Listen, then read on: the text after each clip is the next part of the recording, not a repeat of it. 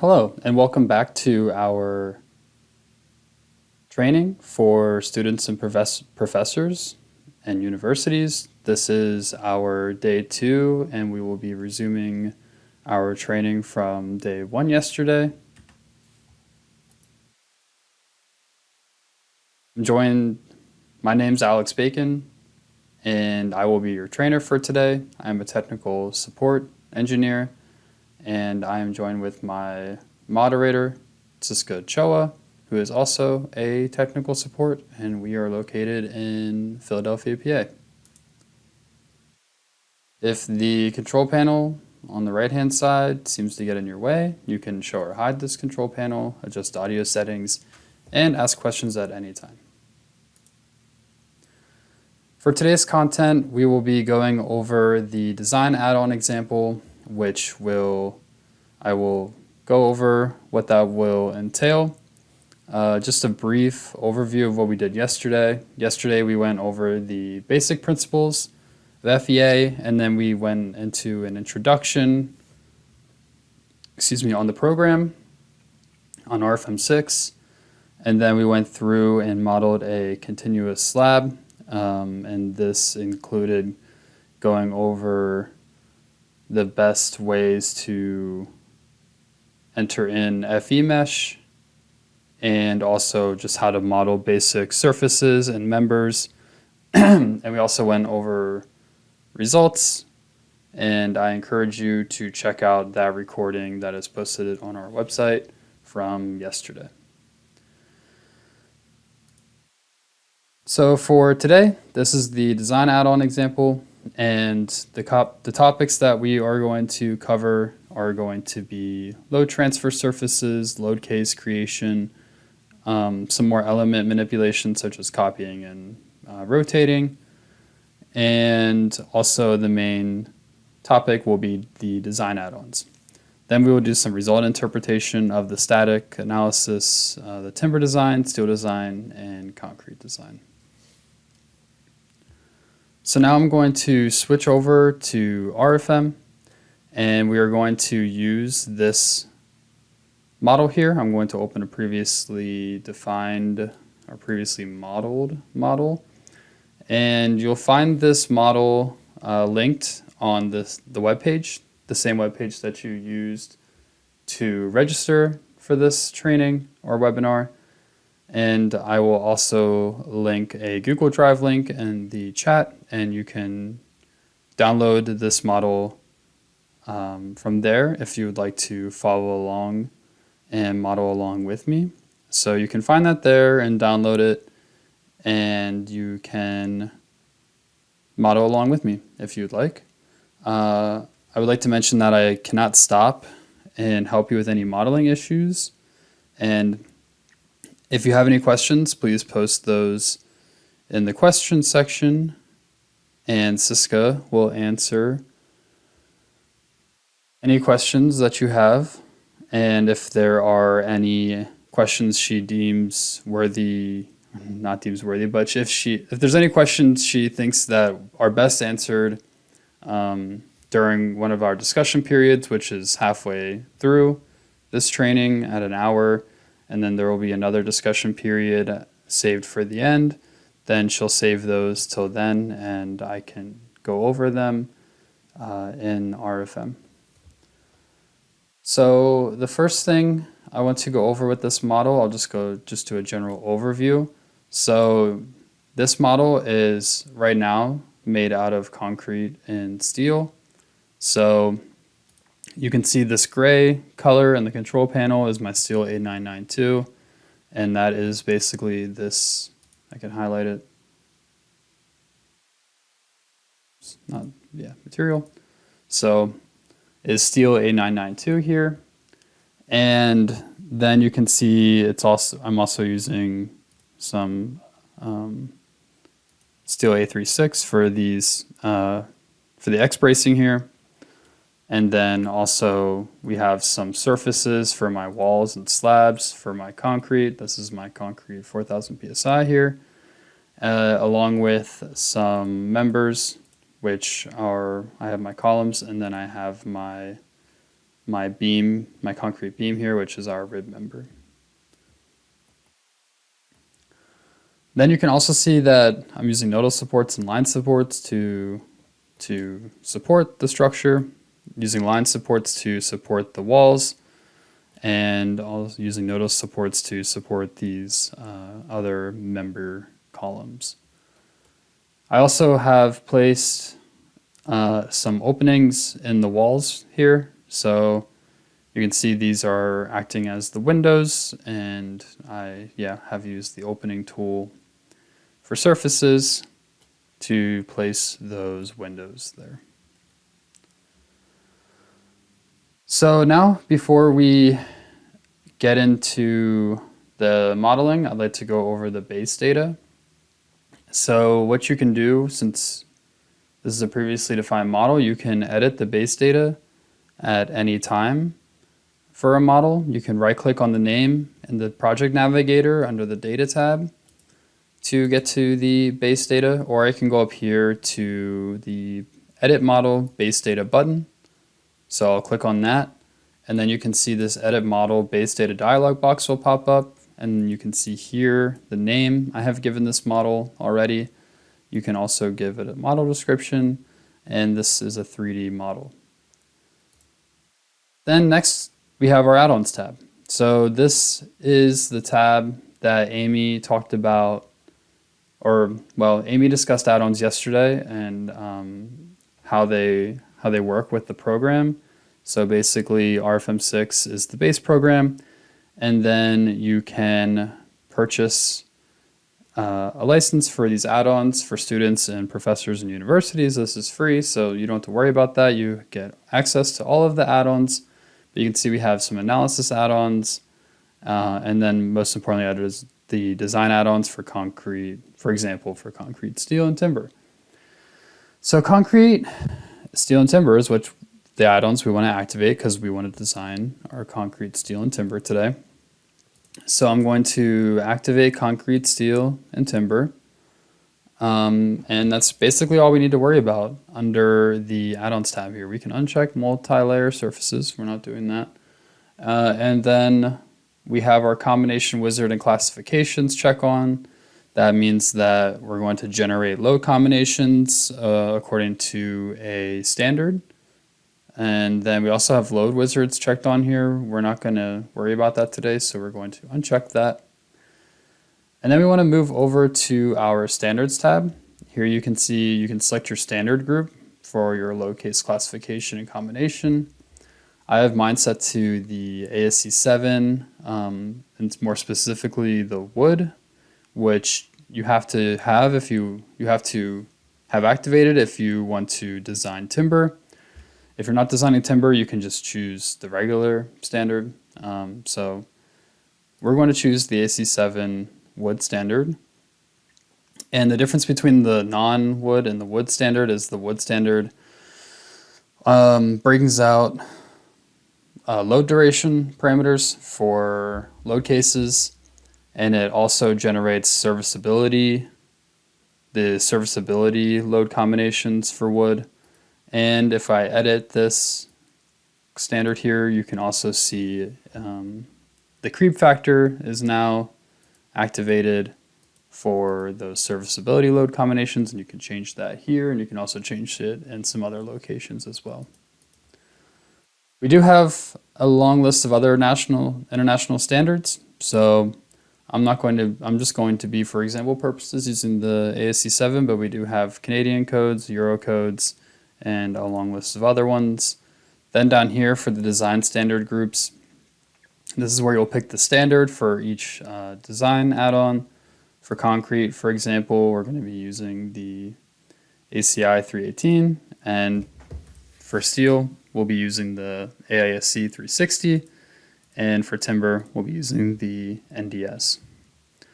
Again, these are just for example purposes, so really we're just focusing on the workflow of how to use the design add-ons, really not getting into a lot of details on standards. So again, you can also change the units. I mentioned this yesterday, but you can change the units down here as well with this button. So you can switch them from metric to imperial by clicking on this load save template button, and you can switch from metric to imperial and choose the default.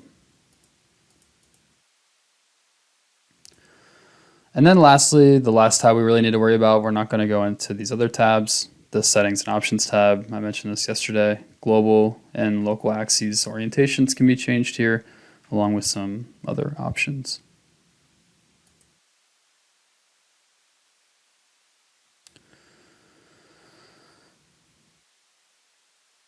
So next, we want to go over, I'm just going to go over first we'll just get into modeling. So I do want to mention that this model is not completely realistic, and this isn't something that you would see being constructed. It's just strictly for example purposes.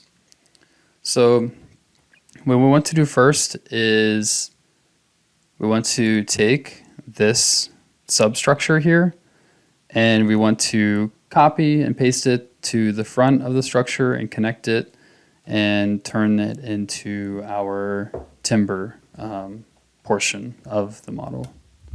So I'm going to go up here to our cube here, where we can change the orientation. I'm going to set the view in a top-down direction, and then I'm going to highlight this whole entire substructure here, and I'm going to copy and paste it. So I'm going to go up here to copy and paste, well, move/copy tool, and I'm going to create a copy, and I'm going to simply just move it pretty far over to the right in the X direction. I just want to move it make one copy and move it 40 feet in the X direction to the right. So I'll do that. And now we have that whole structure copied to the right. So I do want to delete this load case real quick. Sorry about that. And so now we have that copied over. And now what I want to do is highlight the whole thing. So if I drag from right to left, and everything that that box is touching will highlight all of those elements. And what I want to do is now rotate this. So I'm going to create a copy. Actually, no, I don't want to create a copy. Just want to rotate it. I want to rotate it negative 90 degrees about the z-axis. So there's two different options here.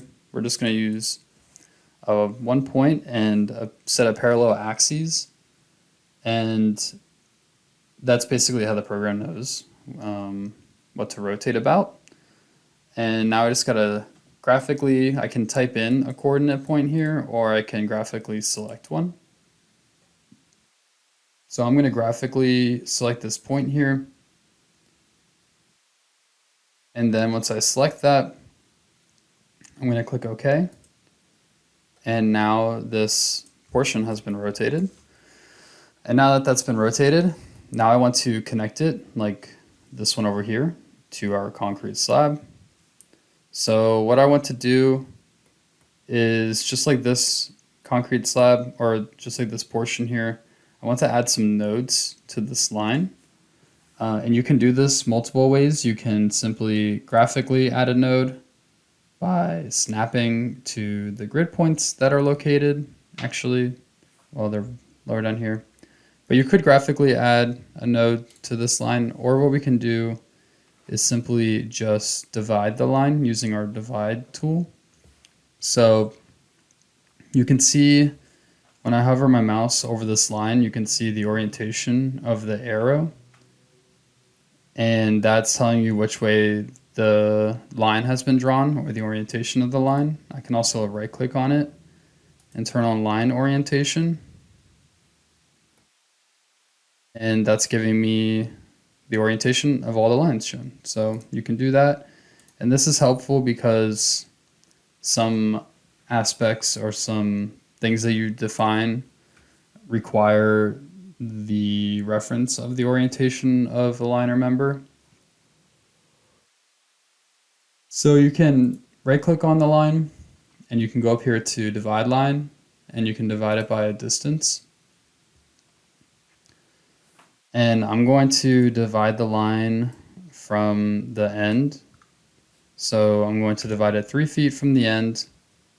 And yeah, so you can either do it from the start or end. You can do it from using a percentage.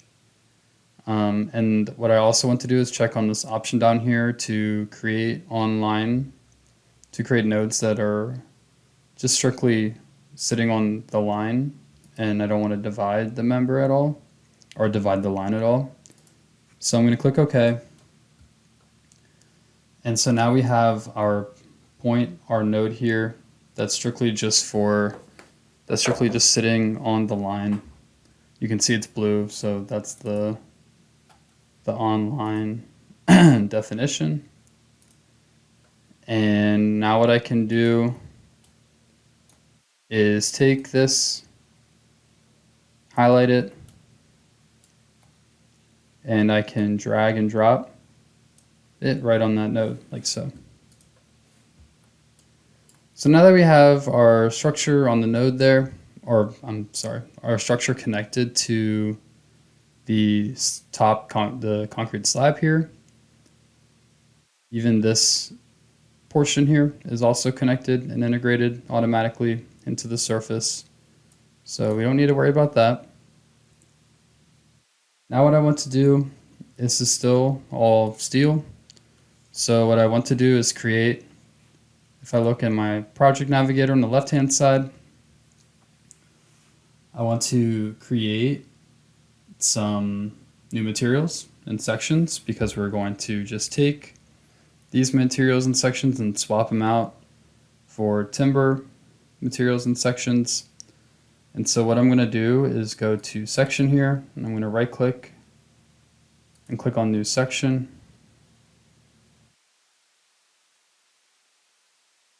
And then under new section, you can see I created a new section. It's just a concrete section. But what I want to do is import a new section from the library. And so you can see now our section library has popped up. We have our standardized sections built up, thin walled, massive, parametric, or just massive. So I'm going to choose a standardized section. And then I'm going to filter just to the United States. And I'm going to choose a post and timber section out of the standardized sections here. And this is going to be our columns. And I want to choose a 10 by 10. And now I need to create a material or import in a material from our material library. Because right now we only have concrete and steel. So I'm going to go down here and hit the drop down and click on new material. And so now we can, now that we've created this new material, we need to import it in from our material library. So I'm going to go up here to the material library. And I want to filter. You can see we have many regions here for materials. You can filter to, for example, I'm going to filter to United States. And then I want to filter to timber. And then I want to filter to glue laminated timber. And I want to choose 24 for F 1.8. And then I'm going to choose looking back at my notes, I'm just going to choose the first one here and click OK. And keep in mind in the material library, you can also just search for a material too. So you can clear this filter, and this also works for sections as well in the cross-section library. You can just simply search for the material that you'd like. So if I typed in A992, it'll go to A992. But let's just go back, sorry, to the timber. So I'm going to go back to glue laminated timber and choose 24, and we can choose this one. And so I'll click OK. And now the material has changed for the section that we want to create. Now I can click OK. And I will click OK again. But before I do that, you can also see, I just wanted to point out again, you can see the section properties here. You have some options here. Section values, you can see all your section values under this tab here, points, lines, parts, stress points. So lots of details given for each section. You can click OK. And now you'll see on the left-hand side here in the data navigator, I have now a new material under my materials here, and also a new section. So one thing you'll notice in the data navigator is that if a section or if anything is blue like this, that means that it's not defined or assigned. It's not assigned to any element within the model. So that's why this is blue. I don't have any members in my model right now that have this post timber section. So what we want to do is now we can simply just hold control, and we want to turn these columns. We want to switch them to our post and timber section. So I just held control, and then if you hold control, you can select multiple objects. And then you can double click on any object to edit it. So that's what I did. I held control and selected all of them.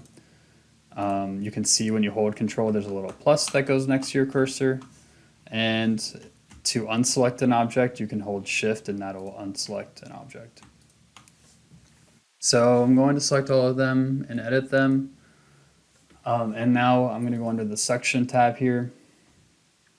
And you can see that right now they're set to a W58, 8x58 shape, and the material is A992.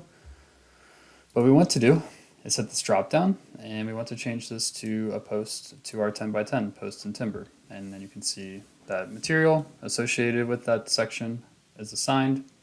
You get your graphic over here on the right hand side, and you get some display section details. You can hit display section details and you can see your section properties. So now I'm going to click OK, and all of my posts here, all of my columns here have been changed to that section. You can see it's not blue anymore. And now we just want to do that for the rest of our girders and joists here. So we need to create 2 more sections. And so I can just also, instead of just creating the section in the project navigator, I can also hold control and select all of my girders here, double click on them, and then I can simply go to section, and then I can just simply click on import from section library.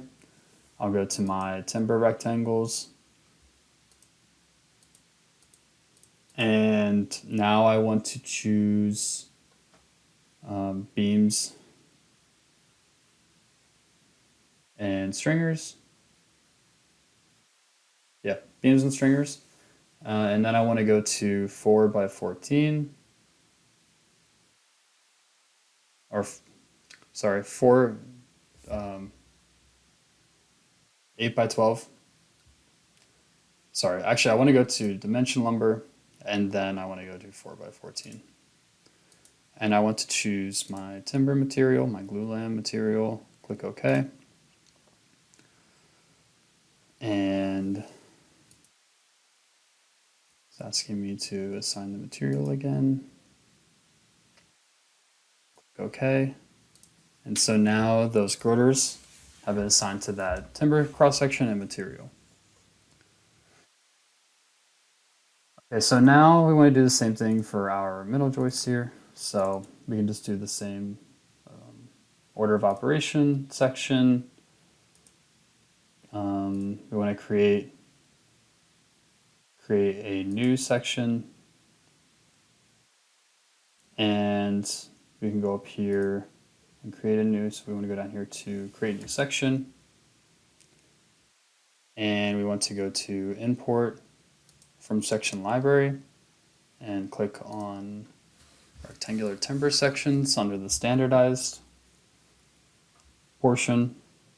So all of these are from a standard, and we want to go to, again, or this time, beams and stringers, and we want to choose an 8 by 12. So we'll choose 8 by 12, assign the material, click OK, and we're going to choose that section that we just chose, or created, I'm sorry. Click OK. And so now we have our timber structure here. I can go down here to the display tab under the navigator, and I can change my colors of rendered objects, and we want to do that by object property member, and then we can do this by section. So you can kind of just see a little bit better the three different sections in there.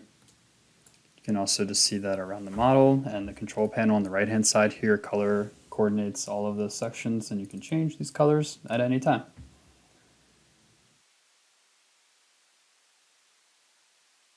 Okay, so now what I want to do is delete this win load case.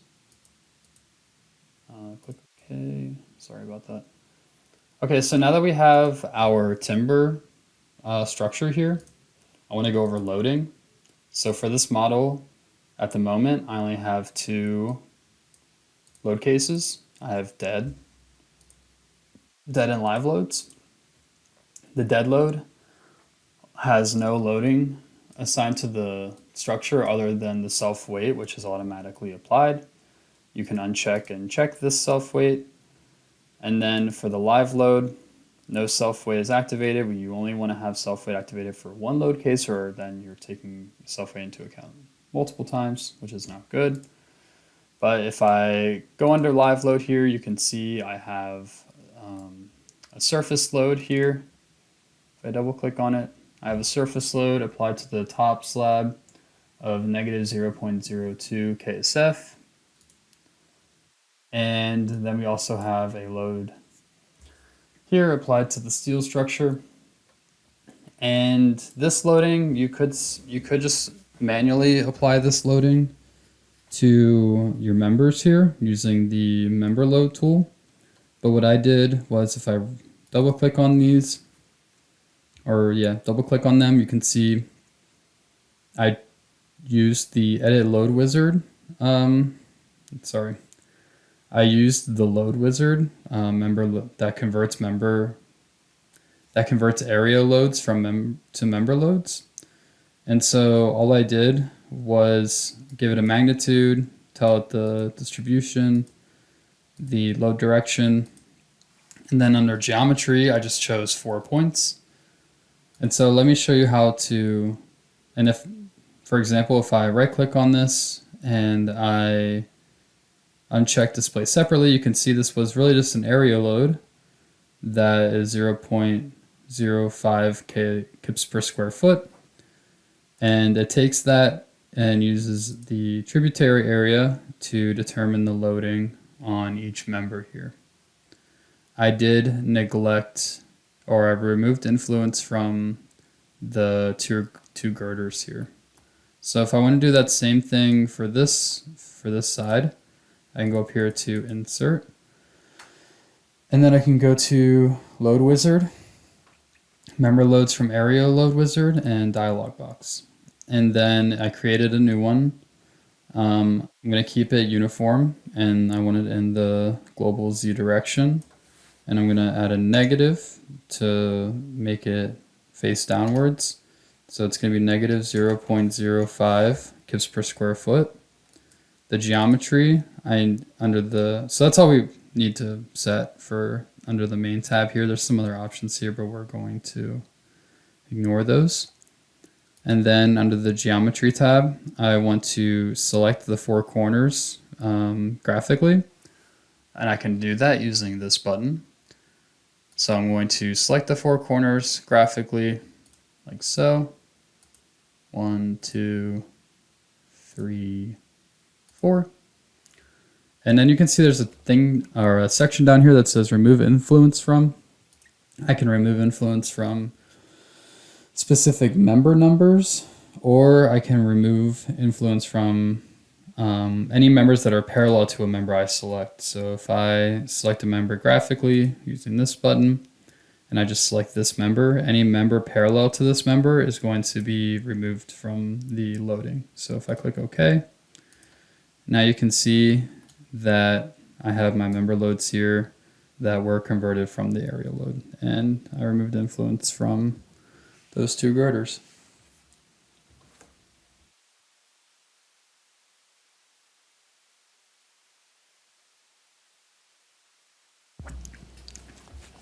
Okay, so that's the loading for our live load. So now what I want to do is create a new load case. So I'm going to go here to this button, create new load case. Keep in mind, any loading that you create in RFEM has to be assigned to a load case. So that's all the loading assigned to our live load because I've selected live load at the top there in the drop down. Now I'm creating a new load case, and I'm going to name this wind in negative X. I'm going to make the action category set to wind load. And yeah, now I'm going to click OK. So now I just want to assign some wind loading to the structure. Let's say I want my wind load to be in the positive Y direction. I'm not sure why let's do positive Y. And now what we can do is start off from left to right here. So this first surface or this first wall is pretty easy. We can simply just add a surface load to this. So we can go up here to this button, new surface load. And this one is going to be 0.03 kips per square foot in the Y direction. So I'm going to click OK and apply that to that wall there.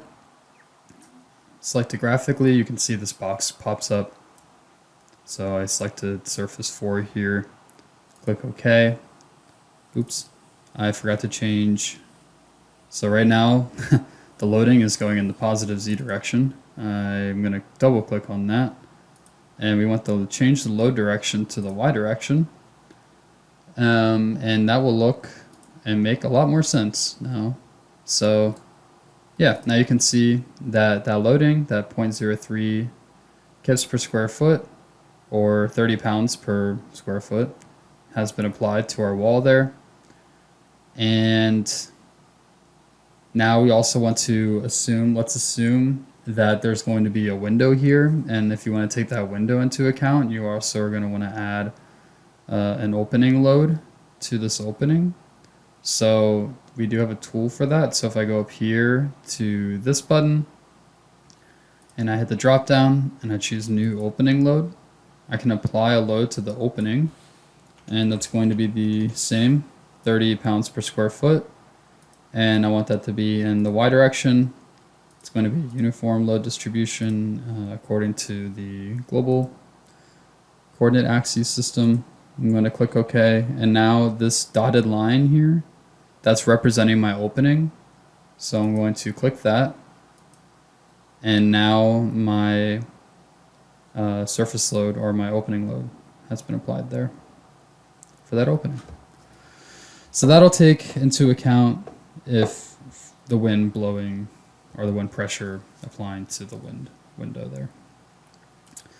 Now let's say we want to add that same exact area load to the slab here and the wall here and the column and all of this, and we don't want to do the calculations to just convert them to line loads and how that's going to distribute to these lines here. So what we can do is use what's called a load transfer surface.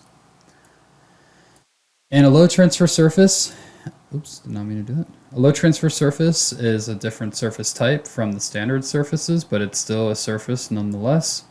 So if I go up here to I can just click on, it's going to be a rectangular surface. I can click on new rectangular surface, and under stiffness type, I'm going to change this to load transfer. So we have other stiffness types for surfaces. We have without thickness, rigid, membrane, without membrane tension. I'm not going to go over these. The main two, standard and load transfer, are the ones that we're focusing on. Changing this to load transfer, you can see that now the thickness and material sections have been completely grayed out, and that's because a load transfer surface does not add any stiffness to the structure or any structural any structural component to the model. All it does is it allows us to apply a surface load to it, and then that surface load will be transferred into the elements that it is interacting with.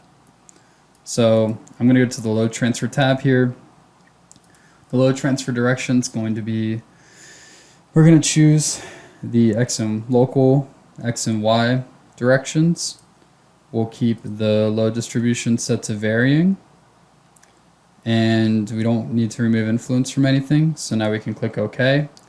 You can see my cursor has changed to a reticle here, and now I simply just need to draw my rectangular surface. So I'm going to start from the bottom node here and go all the way to the second node, to the top node, to finish the rectangle.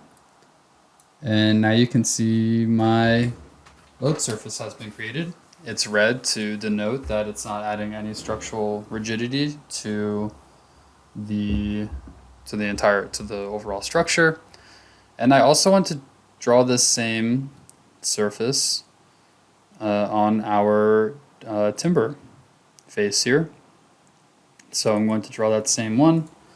And so now with these here, now we can easily add a surface load and this surface load is going to be in the Y direction, same magnitude, click OK. And I want to now select my surfaces, and there we go. Now you can see that area load, and you may be thinking, okay, can I check what the loading is now on my lines and members? If I go under the display tab here, and I scroll up, and I go under the surfaces drop down here, there is a display option to show loads from distribution surface. So I'll check that on. And you can see now what the loading is applied. I have my loading applied to the top slab. It's been converted to the wall there. And the same thing has happened with our timber structure here on the right hand side. So that's how load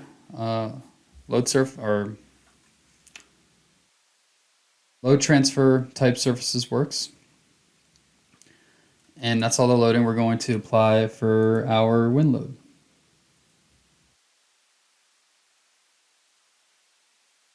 The next bit of information I want to go over is the structure modification, or stiffness modifications. I want to go over how to apply stiffness modifications to a structure, for example, steel and concrete. For the American standard, for example, stiffness modifications are required to be applied to concrete and steel based on their individual standards. And so if you want to apply a stiffness modification, that is always done under the load cases and load combinations. So if we go up here to Edit Active Load Case, under the Load Cases and Combinations dialog box here, you can see under each individual load case, there is a structure modification option. And so you can modify the structure for an individual load case. Under my load combinations tab here, you can see all my load combinations, and I have that also same structure modification checkbox. And then under the design situations tab, that same structure modification option can be found under the combination wizards section here. And this load combination wizard is used, the same one is used for our loads, our strength, limit state design, and our serviceability design situation here. And these design situations are basically what are creating automatically the load combinations. They are envelope solutions, and they calculate all of the load combinations and give you the maximum and minimum results. And so what we want is we want the stiffness modification we're adding to be applied to all of our load combinations and load cases. So under our strength design situation here, I want to edit the load combination wizard here. And then under our load combination wizard, you can see it's set to a second order analysis. So all of our load combinations by default in our design situations will be calculated according to a second order analysis, which is big P delta and little p delta. That's done automatically. But we want to check on this box here that says consider structure modification. And so what I want to do is edit this structure modification. I actually want to delete this one. So now what we want to do is we want to create a new structure modification. So I'm going to go down here to create new object. Basically, it creates a new structure modification.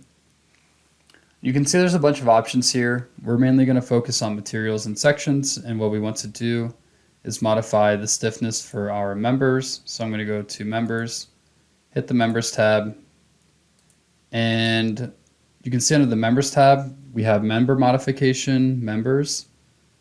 So for the member modification, this is where we're going to be choosing the type of modification we want to use. So I'm going to just click on new member stiffness modification. I'm actually going to delete these previously defined ones. So now you can see we created a new stiffness modification. And under modification type, we have a list of modification types you can choose from. We have one where you can just apply an overall multiplication factor to the total stiffness matrix. You can choose a stiffness modification factor for axial, bending, shear, or torsional stiffness. But for steel, we want to choose, since we're using the American standard, we want to choose the AISC 360 latest version. And now you can see that tau B is going to be calculated based on equation C, chapter C 2-2A. This is for our LRFD design method, and our bending and stiffness multiplier factors are automatically applied here and assigned. So we'll click OK.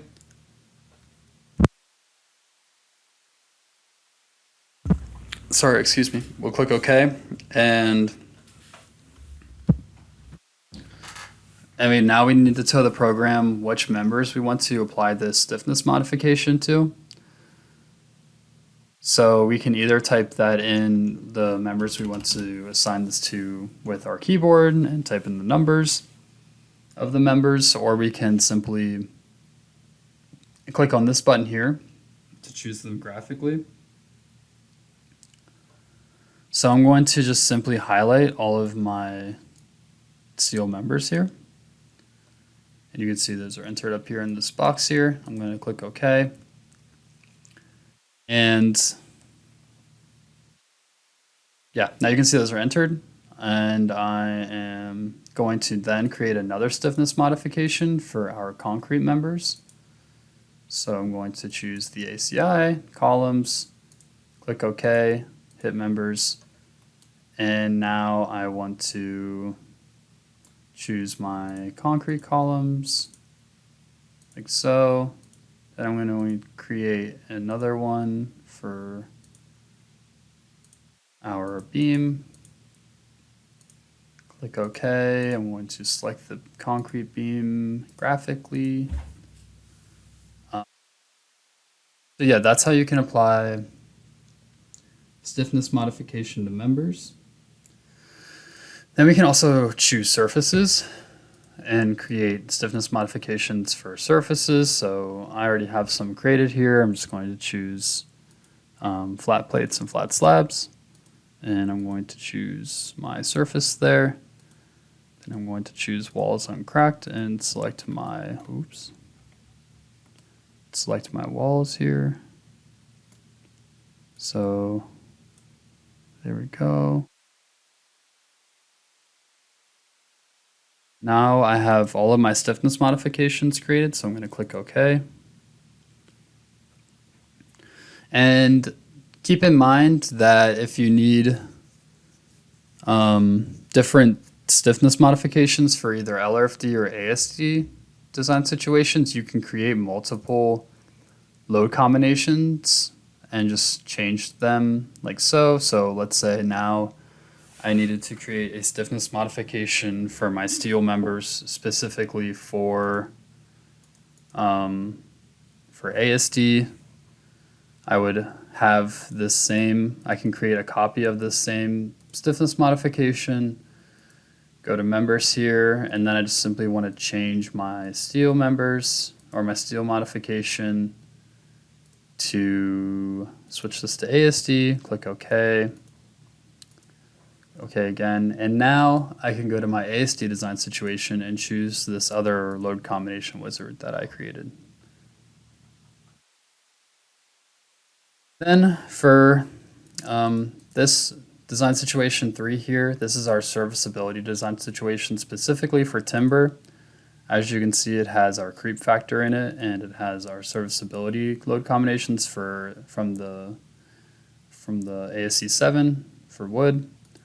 We don't want to apply this to our concrete design or steel design. This is only for timber. So yeah, that's basically how you can create stiffness modifications within RFM. So I'm going to click OK. And now we can run the results. So I can hit my drop down here and you can see all of my results. And I'm going to hit calculate all.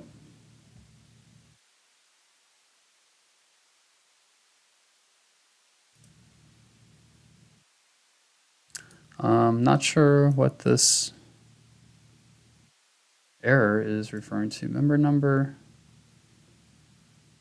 beam,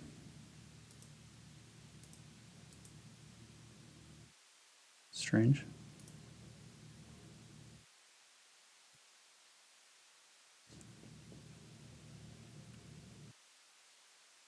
Okay, so we're going to hit calculate all. And now it's going to run through all the iterations, take advantage of multi-threading, and run through all of our load cases and combinations. You can see we have concrete, steel, and timber down here. Those aren't going to... We don't have anything assigned for those, so no need to worry about those really. But our static analysis has run. And so now you can see we are looking at our global deformations at the moment.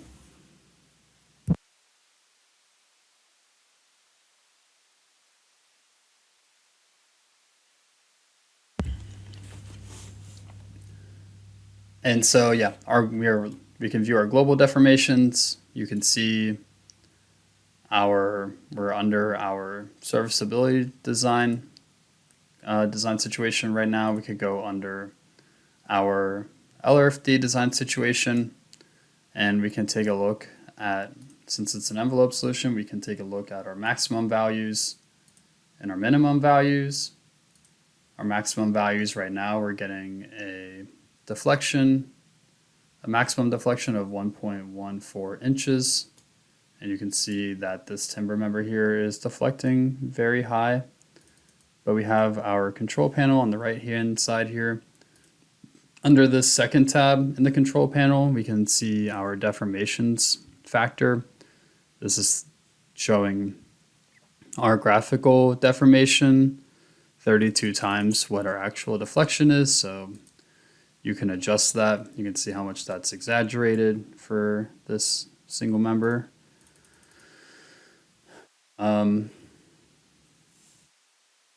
One other thing I forgot to mention during the modeling process, if I turn my results off here, is I forgot to add in our member hinges.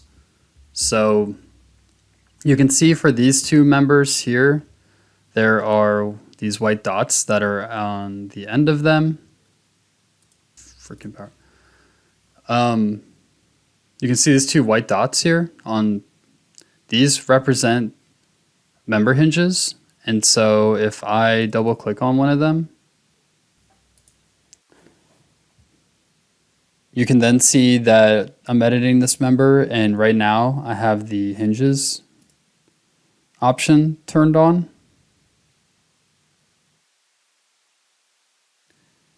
And when this hinge option is checked on, this hinges tab here will pop up.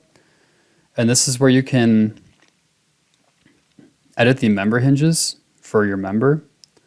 And this affects the connections of that member. And so right now, if I edit this member hinge, they look very similar to the support definitions for nodal supports and line supports. So right now you can see that the phi, y, and z is checked on. That means that the rotation about the local y and z axes is released. So moment transfer from this member is 0, basically, except for torsion, which is about the local x-axis.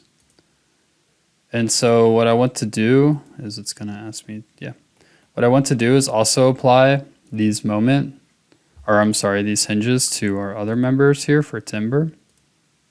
So I'm going to double click on them, check on the hinges option, hinges, and I want to use the same hinges.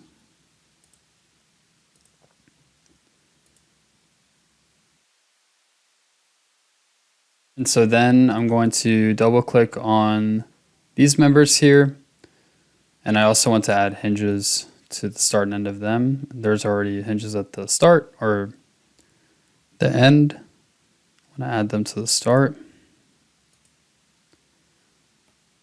And now you can see we have hinges, member hinges, at the ends of all of our members except for our columns, because we have 4 members framing in to this one connection, and at least one of them has to be fully fixed or we'll get an instability when we try to run our calculation.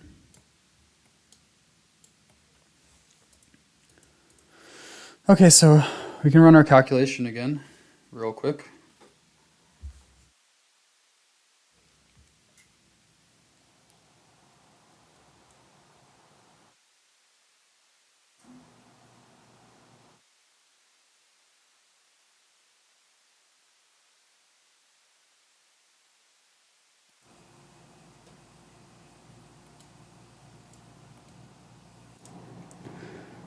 Okay, very sorry about that. So that's what it looks like when there's an instability.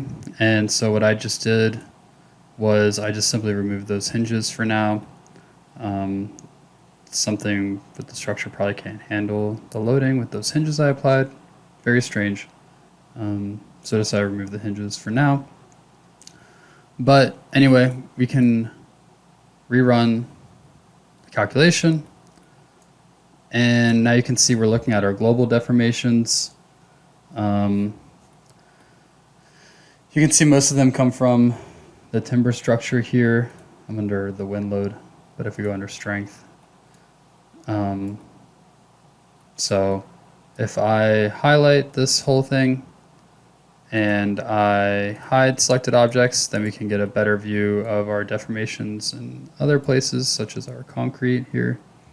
We can also check on member results too. So we can view our internal forces for our members, so the axial forces, shear, axial, moment for all of our members. Then for surfaces, we can also take a look at the stresses on our surfaces, so basic stresses. We have equivalent stresses for von Mises. That's mostly for steel, not really for concrete. Really, we can take a look at the internal forces for our surface here and check out those. We can add values on the surface. And yeah, so those are kind of all the things you can check out in the static analysis, which you can see is what we're under up here. All of this is also organized in the table. If you want to know the maximum, if you want to know what load case or what load combination is causing the maximum deflection or something, or not something, what the maximum displacement is, you can see that load combination associated with that. And so now now we can get into the design add-ons. So now that we've run our static analysis, now let's say we want to design our timber over here. So if we want to design our timber structure, then what we would want to do, again, is go into the general data, add-ons, make sure timber design is checked on. And for this example, I'm only going to be, so I'm going to not show results anymore. For this example, I'm only going to design these two timber members up here, member 53 and member 54. You can turn on member numbers by right-clicking anywhere and hitting show numbering.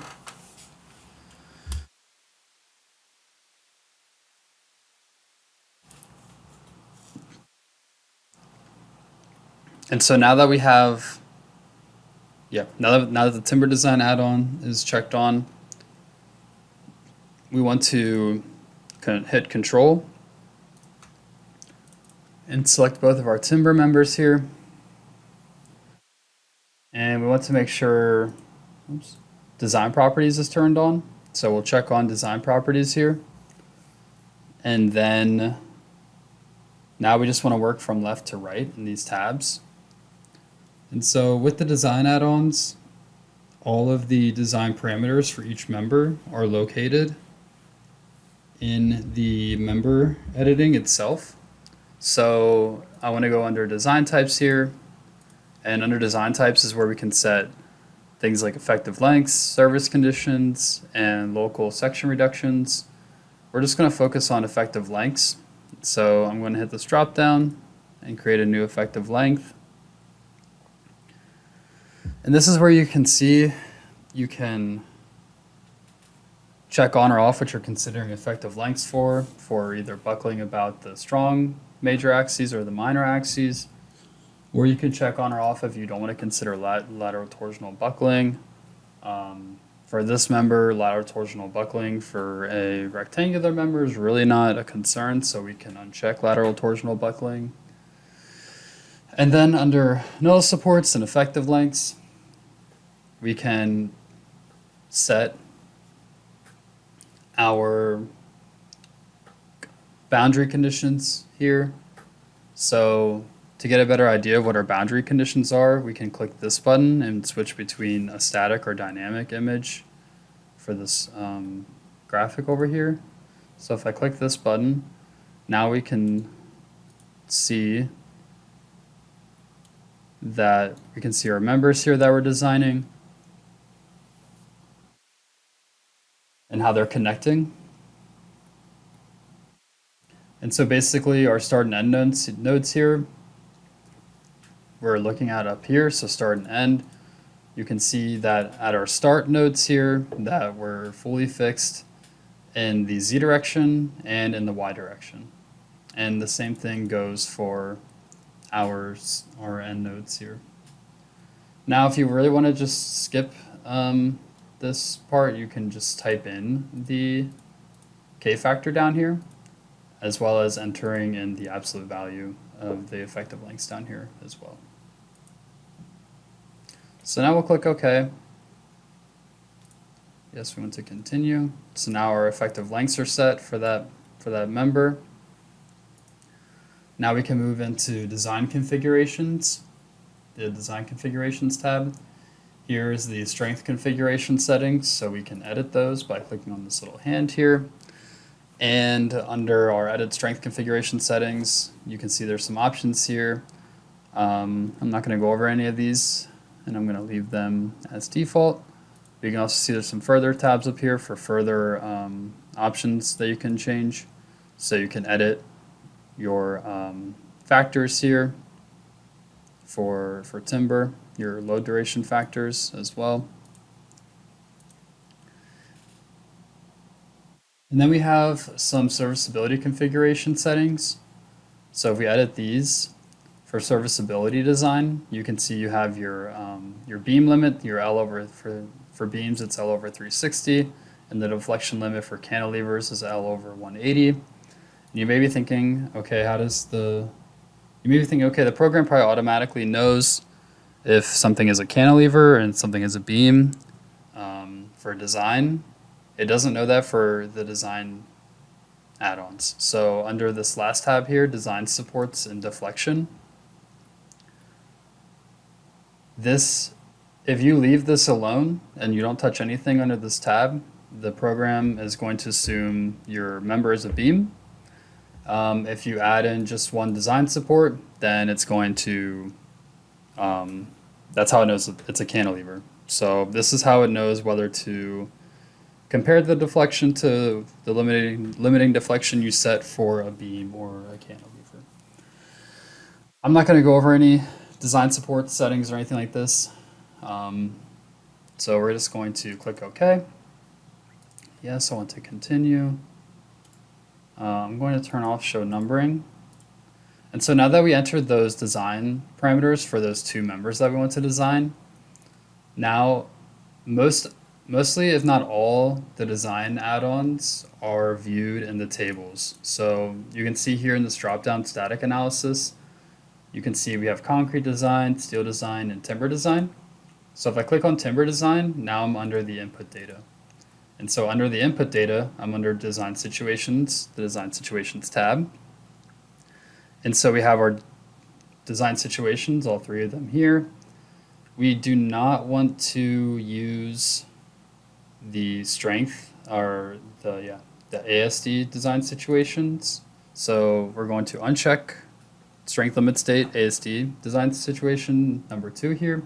We want to use the serviceability design situation for timber, and we also want to use LRFD strength limit state design. So these are the two design situations we're designing according to. Let's move left to right in these tabs down here. So objects to design. We don't want to design any surfaces. These are all concrete, obviously. We don't want to design all members, so we want to uncheck design all. Under select objects, we want to choose them graphically. So we'll click that button, choose our two members there graphically. And now what we can do is here's materials, sections. This is all imported in. We don't have to redefine any of this. You can see the materials and sections in red are obviously materials and sections you can't design for that. So now what we can do is hit show results under the timber design here.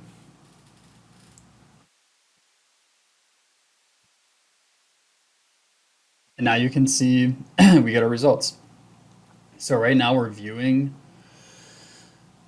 our timber design. This is the first tab, design ratios by design situation. So you can see design situation 3 here and design situation 1, and we get all of, you can see our member numbers, location, which loading is our controlling loading, the design check with our design ratio here. We're passing with flying colors, very low design ratio here.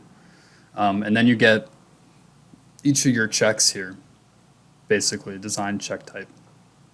So what you can do is you can see, for example, this section proof is bending about the local y-axis according to section 3.3. And maybe this one's over the design ratio check, so you're wondering, okay, what's going on? You can double click on any of these checks and this dialog box will open up and you can see what you want to show on the left hand side here. And then you can see you get all of the design check values along with equations and reference checks from any of the codes that you're using. And then you can see all of the equations on the right hand side. So this is very helpful.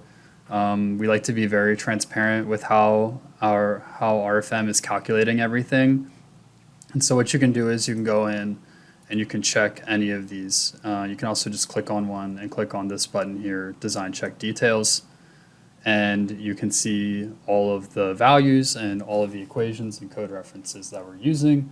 So feel free, if you see anything that you don't agree with, feel free to email us and we can always check on them, and we encourage you to do that. So that is timber design. You can also view, so if I click on both of these members and select both of them and create a visibility by selected objects, and I turn off show objects in the background, you can see we're showing the design results graphically. So I have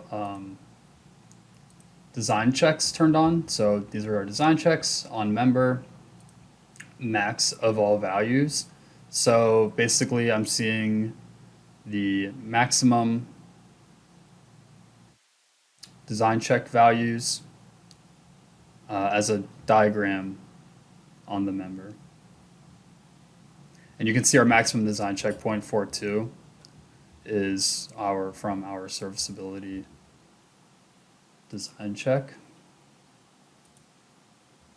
You can also do this for strength limit state and choose which code checks you want to show graphically. We can also check out mode shapes as well if I turn off that. I'm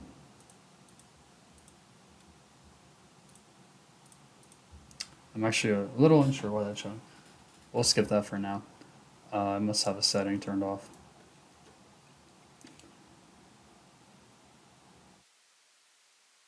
Okay, so that's it for timber design.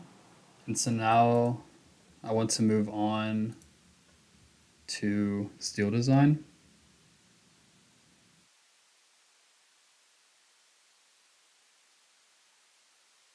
So I'm going to cancel my visibility here. And now I want to design these two steel members. This is very similar to timber design. My steel design add-on is checked on. And now I simply just want to design these two members. And these two members are going to be a little more interesting for steel design because I have my design parameters checked on. And then we want to start under design types. And these two are interesting when it comes to effective lengths so we want to design these members according to the ASC 360. And we can keep on flexural buckling about the major and minor axes, torsional buckling, and lateral torsional buckling. For lateral torsional buckling, for determining the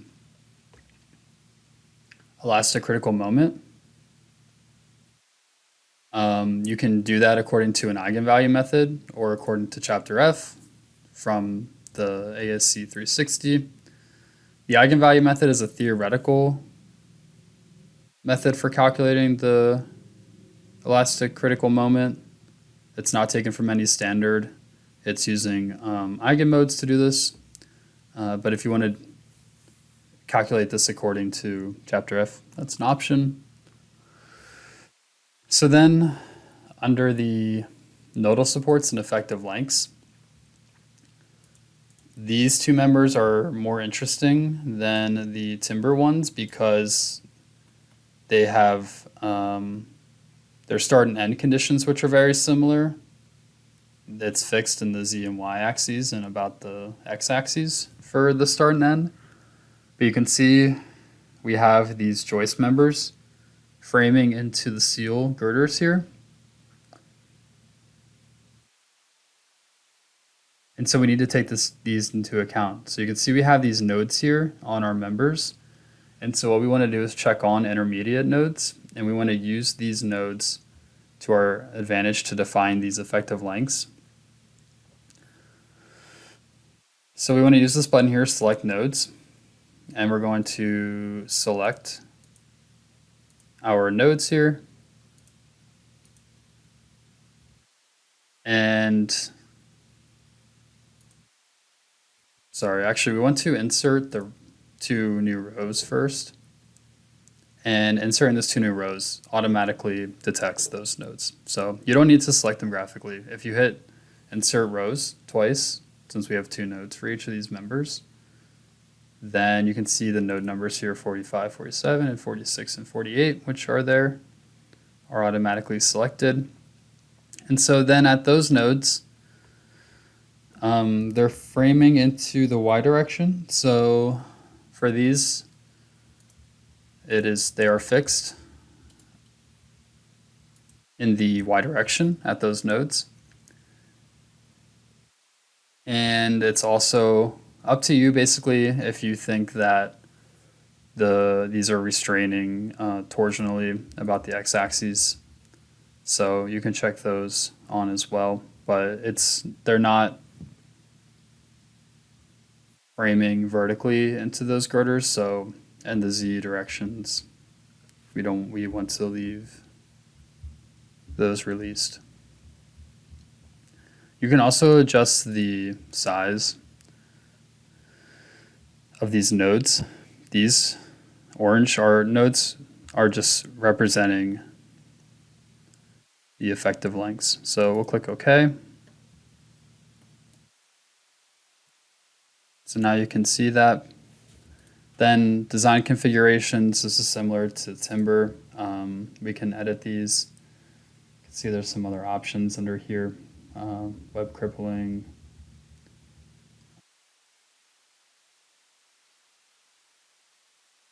Yeah, so we don't need to change anything under there. Some stability options, serviceability configuration. This is showing your limiting deflection ratios for your beam and cantilever. And lastly, the design supports and deflections tab. If you leave this blank, then your member will be considered a beam. If it's a cantilever, then you would want to add in a design support for whatever side it is that is a cantilever, or else the program will just reference it as a beam and use the beam serviceability deflection ratio. So we can click OK now, and then we can go under steel design.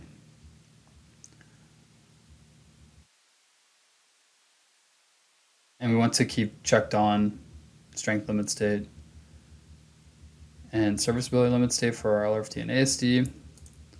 Also very similar to timber, we want to go under objects to design and choose our 2 members here.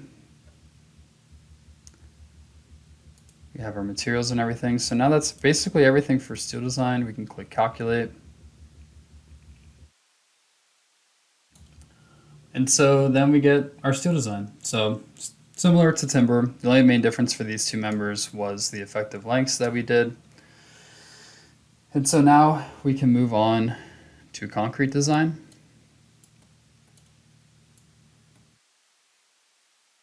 And so I'm just going to design for concrete these 3 concrete columns. Oops. Unselect that.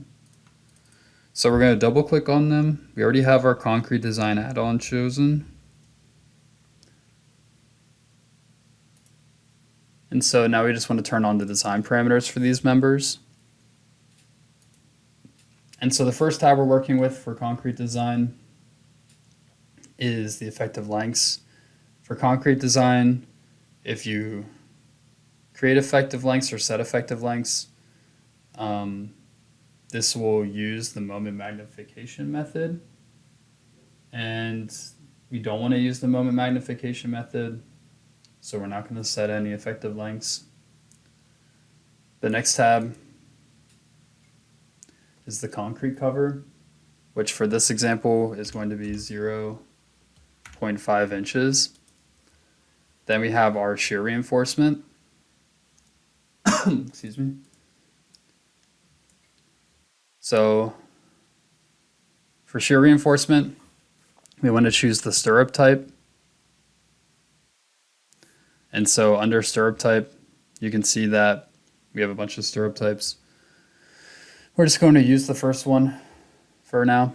And then the material here, yours is probably not set. I'm using grade 60 for the reinforcement, for the rebar. So what you can do is go under new material. I'm sure yours isn't set, so go under new material. And under the material library, you can, I'm just going to choose all. You can go to reinforcing steel, choose your region, reinforcing steel. For me, it would be ACI 31819, grade 60. So that's how you would choose your reinforcing steel for your rebar. And then bar size. Here we want to choose the bar size. We're going to choose 4. And yeah, that's, oh, number, let's make this 17. Okay, we'll keep that at 13. That looks good. The length of our column there. You can choose the distance between them, like so. So if the distance, something like that. Yeah, so you can see how this works with creating a layout.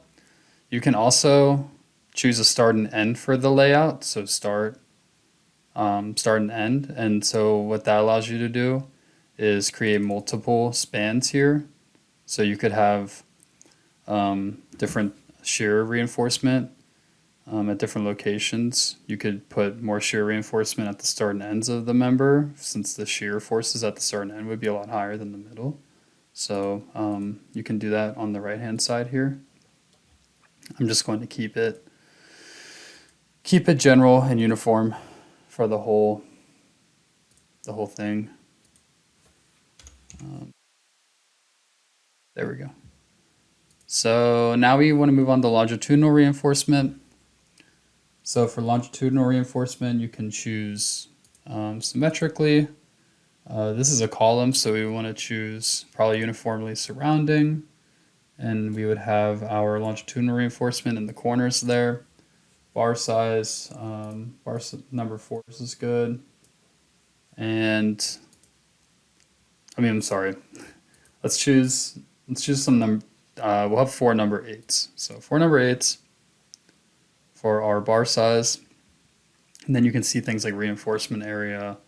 And again, you can have different you can have certain parts or certain spans having different longitudinal reinforcement by creating multiple items over here on the left hand side. Then also you can choose an offset type, an anchorage type as well, so hooked, bend. Yeah. Design configurations, strength configuration. There's a lot of options under here that I'm not going to go over. Serviceability configuration is very similar again. Actually, it's pretty different for concrete. Sorry about that. So a lot of options here. You can see you have your deflection analysis, crack analysis, crack detection. So you can adjust your crack width here as well. So lots of options. And then your design supports and deflections. So we'll click OK. Go to concrete design. You can run that.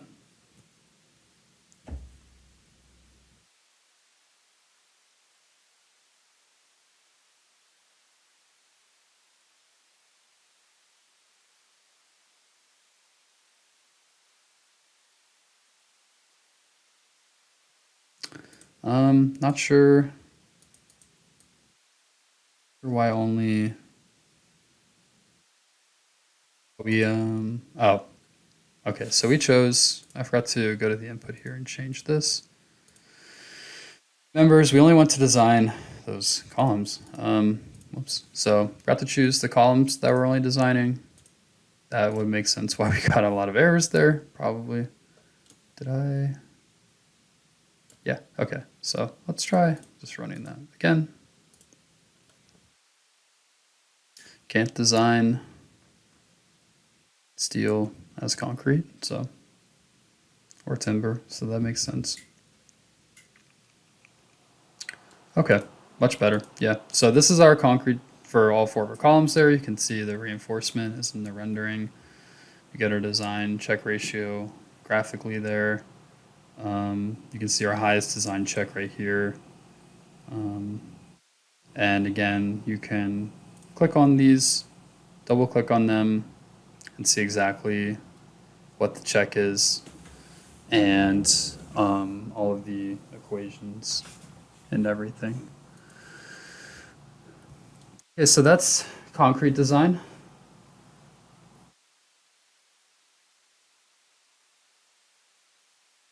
And oh yeah, I also wanted to mention you can check on, so if we let's say go to our axial strength and combination for flexural checks, axial and flexural checks according to 22.3 and 22.4.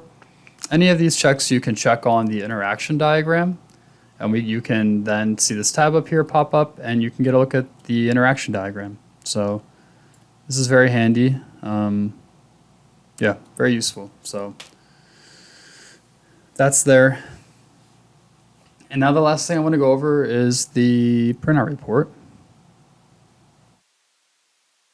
And so if you want to create a printout report, you can go up here to this button, current printout report. Here, I'm just going to shrink these a little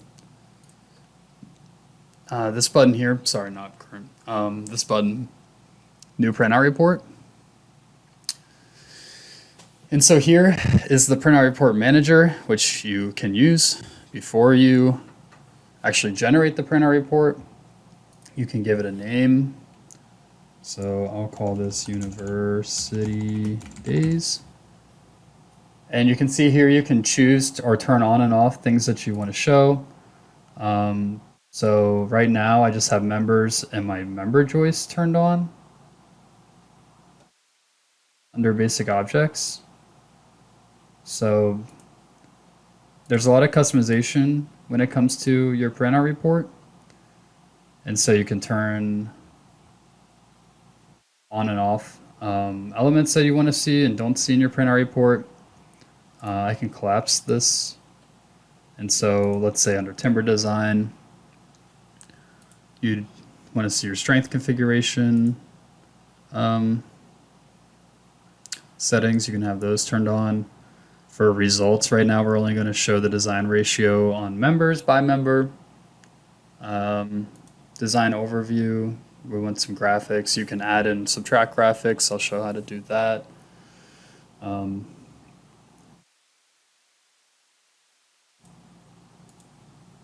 can also hit this button and you can customize your header here.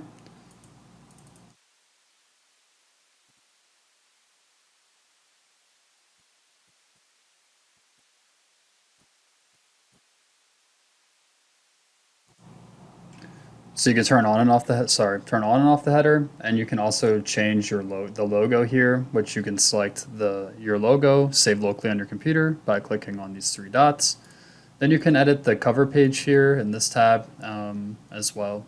So lots of options here for the printout report. So then I can hit print, and then the printout report will be generated. You can see the status of that down in the bottom left-hand corner. Any statuses are going to show up there. We can save this printout report as a PDF. So University Days PR, and save that anywhere on your computer. Put that on your desktop.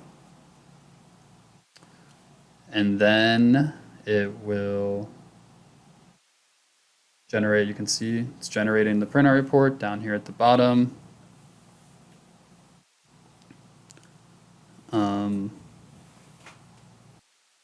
Okay, so once the printout report generates, then you can see it. So on the left-hand side here, we have our navigator, and you can click through these chapters. You can see I have all my materials here, sections, thicknesses, all of the basic objects like that. If I right-click here, I can collapse all of these. So then you can see how this is organized. We have our steel design section here, so objects that we're designing, design situations, materials, strength configuration settings. Then we have design ratios on members. So you can see member 20 here, the design ratios, the checks, the chapter checks, and whether they passed or failed basically. So yeah, that's kind of, and you can take these and organize this any way you want. You can move them around. It's nice because this printout report is a whole separate window, so you can keep this on a second screen if you'd like, and it'll constantly update. You can also, when you're creating printout reports, I'm sure it takes a while to get them just the way you want them. So what you can do is you can save a printout report as a template. So I'm going to exit out of this. And so I'm going to hit new printout report. And so once you have all of this information checked the way you want it, you can save it as a template, and then you can load save templates, and you can see here all of the different templates that I have saved. And so once you get your printout report looking the way you want it to, then you can, and it's similar to all of your projects, you can simply just open a load save template. And then even these additional page settings, such as your header and logo and everything, you can also save these as additional templates as well. So good to know. Also, if you want to add graphics to your printout report, you want to go up here to the print graphics to printer. And you can hit print graph, or you want to select print graphics to printout report. So you can hit that. And then under here, you can get a preview of what that's going to look like. You can do a current only print, which takes the current view that you're seeing now in your graphical window and sends it to the printout report. Or you can do a multi-print, which once selected, you can see you can send multiple images that are generated automatically by the program by what you selected in here in these tabs, and it'll send those to the printout report. For example, if I wanted to see in the X direction, the positive X direction, the loading for load cases 1 through 3, for example, here you can change this. I'm sorry, actually this will just show the model in the X direction. Under loads here, you can change the views and send graphics from specific loading and directions that you've chosen, and you can do the same thing for results and add-ons. And then back under general here, you can choose the picture size and rotation. And then there's some additional picture qualities and additional options. Again, you can save templates for this too. So that's basically the end for today's training. So I thank you guys all for coming out. And I encourage you to check out our website where we have a lot of really great in-depth resources on anything you're looking for, really. I really highly recommend checking out our webinars under videos and recorded webinars, newsletters. We have lots of events and conferences, and plenty of knowledge-based articles and FAQs that I recommend checking out for anything you're looking to do. Here's our phone number and our email. I highly recommend emailing us at our tech support email here. We will respond to any questions you have, any modeling issues you have. You can send in your model and we will take a look at it for free. So thank you again, and I hope you have a good rest of your day or night.